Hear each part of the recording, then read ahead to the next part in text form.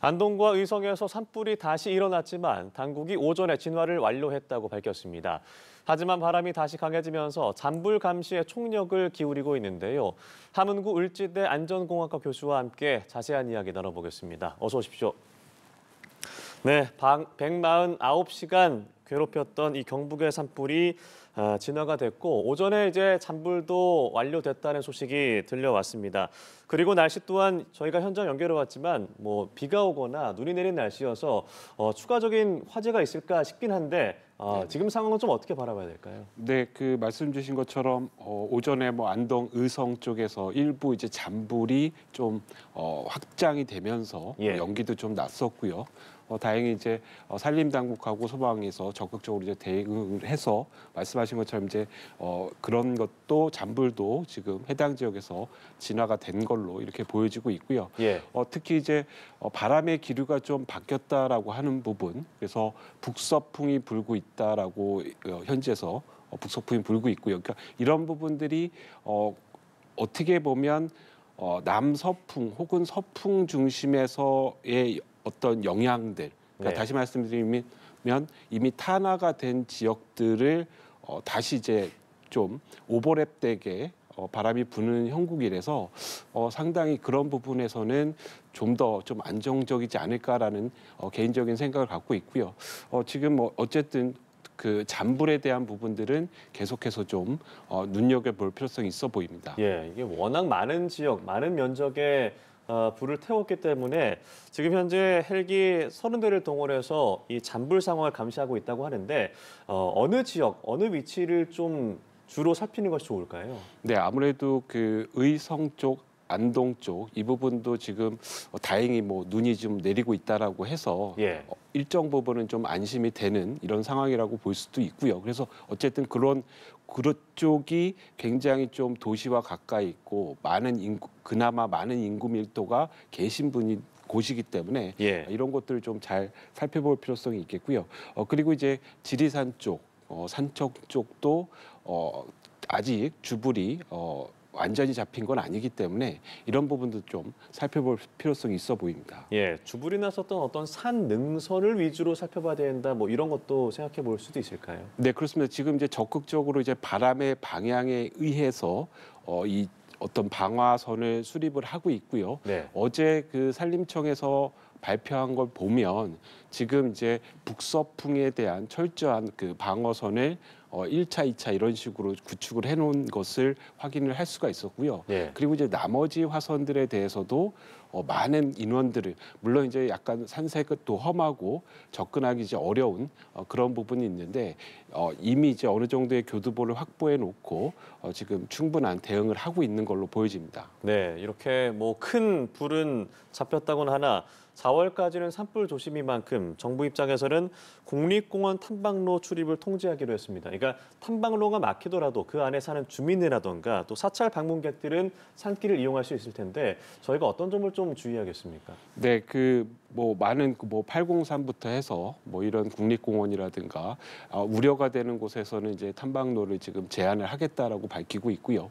그렇지만 이제 많은 분들이 또 일부는 지금 말씀하신 것처럼 사찰을 가시는 분들이라든가 주민분들이라든가 이런 분들은 또 통행이 가능하기 때문에 그러니까 이런 분들이 잘못해서 지금 실화를 한다던가 아니면 어떤 그 화기 취급을 부주의해서 또 화재가 발생할 수도 있고요. 그래서 적어도 지금 상황에서는 아주 건조한 이 기간에는 반드시 산 쪽에서는 이렇게 허가되지 않은 이런 그 화기 사용은 꼭 하지 않겠다라는 그런 마음을 좀 가져주실 필요가 있겠고요. 아울러서 여러 가지 담배라든가 이런 꽁초 버리는 것도 마찬가지고요.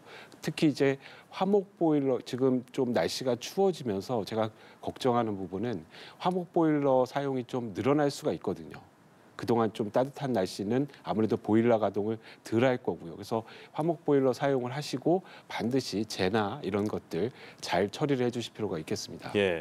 그리고 또 절기상 청명, 한식 이렇게 다가오는 만큼 불법 소각 단속도 필요해 보이는데 산불 피해 지역 폐기물 처리는 추가 비용 없이 지원하겠다라는 방책을 내놓긴 했습니다만 이 주민들의 예방 의지가 좀 중요할 것 같아요. 네, 그렇습니다.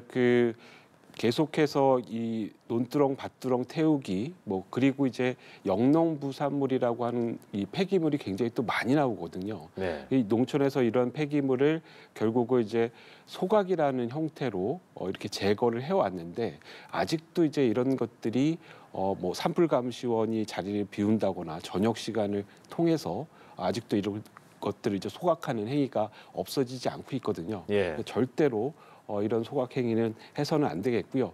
이 정부도 지금 이제 영농 폐기물을 무상으로 수거해서 폐기를 하고 있으니까 이런 시스템을 좀 적극적으로 좀 활용을 하실 필요가 있겠습니다. 네, 이번 산불 사태로 너무나 안타깝게도 30명의 사망자를 포함해서 1인명의 인명피해가 났습니다. 또한 이 농촌 지역에 집중된 만큼 축사시설 그리고 재산 피해도 어마어마한데 복구 작업이 본격화되고 있지만 복구 작업을 하면서도 주의할 점도 있을 것 같아요. 네, 그렇습니다. 그 실제로 복구 작업을 하면서 여러 가지 안전 사고들이 발생을 할 수가 있습니다. 그러니까 대표적으로 이제 샌드위치 패널이라고 하는 이런 이제 철 구조물로 되어 있는 이런 것들은 추가 붕괴 우려가 굉장히 높거든요. 그래서 이렇게 샌드위치 패널 같은 이런 그 철제 구조를 작업을 하실 때는 반드시 이런 구조물이 붕괴되지 않는 여러 가지 버팀목이라든가 이런 것들을 충분히 좀 활용을 해서 작업을 해주실 필요가 있겠고요.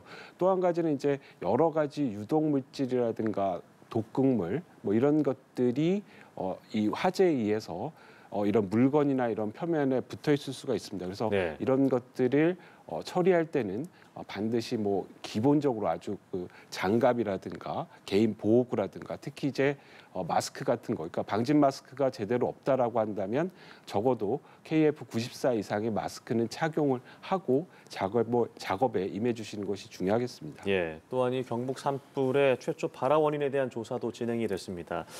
오늘 산불로 훼손된 묘지와 버려진 라이터를 수거를 했습니다. 이 실화자 입장에서는 의도가 없었다라고 해도 처벌은 피할 수 없는 겁니까? 네, 그렇습니다. 지금 현재의 산림보호법에 의하면 말씀하신 것처럼 고의가 아닌 실수에 의해서 발생한 불도 동일하게 그 처벌을 받게 되는데요. 처벌 규정은 3년 이하의 징역이라든가 3천만 원 이하의 벌금에 처하도록 되어 있는데요. 지금 말씀 주신 것처럼 이제 현장에서 라이터가 발견이 됐고요. 또 이제 제가 들은 바에 의하면 소주병도 이렇게 발견이 됐다라고 얘기를 하고 있는데요. 이 소주병 안에 혹시 뭐 이 어떤 그 불을 내기 위한 이 촉진제로서 뭐 기름이라든가 뭐 이런 것들이 있는지 이런 것도 좀 확인을 좀 해볼 필요가 있을 것 같고요. 무엇보다도 이 그 실화에 대한 부분들 그래서 말씀드린 산림보호법 말고 지금 이제 손해배상에 대한 부분들도 지금 물론 이제 여러 가지 법리를 좀 다퉈봐야 되겠지만 이런 움직임도 있기 때문에 다른 국민들께서도 이 산불 내가 잘못해서 확인을 잘못해서 불이 난 거에 대한 책임이 굉장히 크다라는 거를 다시 한번 좀 유념을 해주실 필요가 있겠습니다. 예, 본인이 실수였다고 해도 이 산불로 인해서 26분 경북에서만 돌아가셨고요. 너무나 많은 면적의 피해가 발생을 했는데 이런 실화자에 대한 처벌뿐만 아니라 어떤 원인들, 그러니까 다른 요인들도 있을 거 아니에요. 그런 조사들은 어떤 게 좀 필요할까요? 네, 우선 그 전반적인 부분에서 일단은 현장 중심의 조사가 필요할 거고요. 그리고 이제 보통은 우리가 화재 조사를 실시를 하면 최초 발화 지점에서부터 확산돼 나가는 패턴들을 확인을 할 수가 있거든요. 그래서 이런 패턴들을 이제 충분히 확인하고 여기서 이제 광역적으로 넘어가는 것들은 이제 CCTV라든가 이런 자료들을 활용을 해서 여러 가지 인과관계라든가 시간에 대한 순서 이런 것들을 이제 충분히 확인을 할 수가 있겠고요. 특히 이제 이 전개돼 나가는 과정에서의 뭐 신고 부분이라든가 이런 것도 아울러서 좀 같이 살펴볼 필요성이 있어 보입니다. 네, 알겠습니다. 이렇게 저희는 산불 소식은 여기까지 나눠보도록 하겠고요. 미얀마에서 정말 큰 지진이 발생했습니다. 어제나 규모 7.7의 지진이 발생을 해서 현재까지 확인된 사망자 수가 1,000명이 넘는다고 하는데 현재까지 피해 상황은 좀 어떻습니까? 네, 그 미얀마 최악의 지진이라고 할 수가 있겠고요. 그 사가밍주에서 7.7의 강진이 발생을 했습니다. 미얀마 전역은 물론이고요. 이 1,000km 가량 떨어진 뭐 태국 방콕 이런 곳에서도 실제로 이제 건물이 붕괴하는 정도의 강한 지진이 발생을 했습니다. 실제로 이제 미국의 지질조사국 발표에 의하면 10만 명 이상이 사망할 이런 확률을 보통 한 그 당초에는 36% 정도 이렇게 예측을 했고요.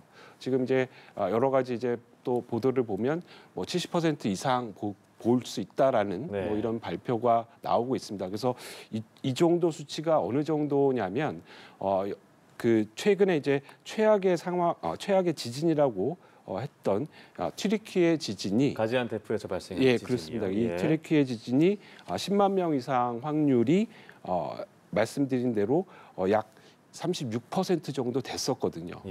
근데 여기에 뭐 지금 발표처럼 70%가 넘는 확률이라고 한다면 튀르키예 지진보다 훨씬 더 큰 피해가 발생할 걸로 이렇게 지금 보여지고 있습니다. 네, 현재 이제 현장 상황을 수습하고 있는 상황이고 말씀하신 대로 여진 가능성까지 살펴봐야 되는 상황입니다.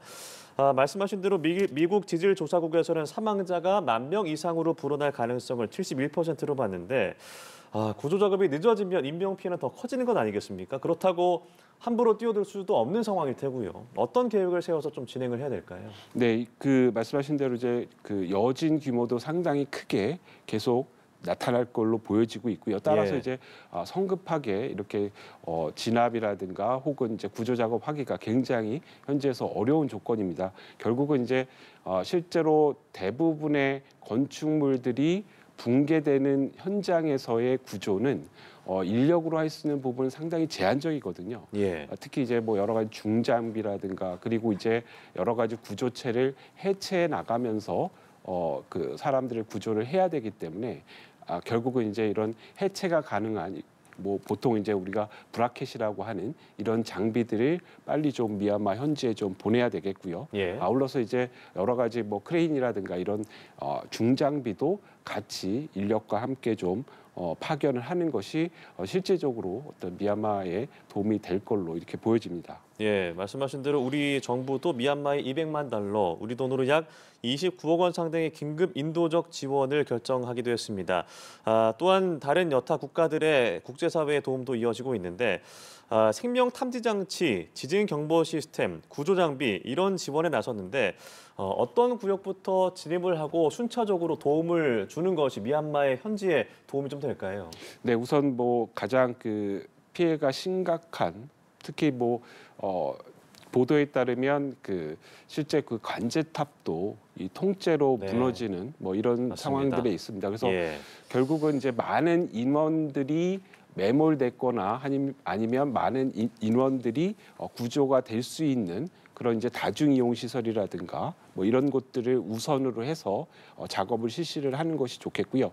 특히 이제 우리나라 같은 경우에 튀르키예 지진 때도 마찬가지로 이 지진에 의해서 어떤 피해 복구라든가 그리고 인명 구조 이런 것들은 다른 나라들보다도 상당히 높은 노하우를 갖고 있습니다. 기술력도 있고 그래서 말씀하신 것처럼 여러 가지 이제 생명 탐지 장치부터 그리고 인력 지원까지 어떤 그 전방위적인 어떤 이런 좀 지원이 반드시 좀 필요해 보입니다. 네, 알겠습니다. 오늘 말씀 여기까지 들어보죠. 지금까지 함은구 을지대 안전공학 교수와 자세한 이야기 나눠봤습니다. 고맙습니다.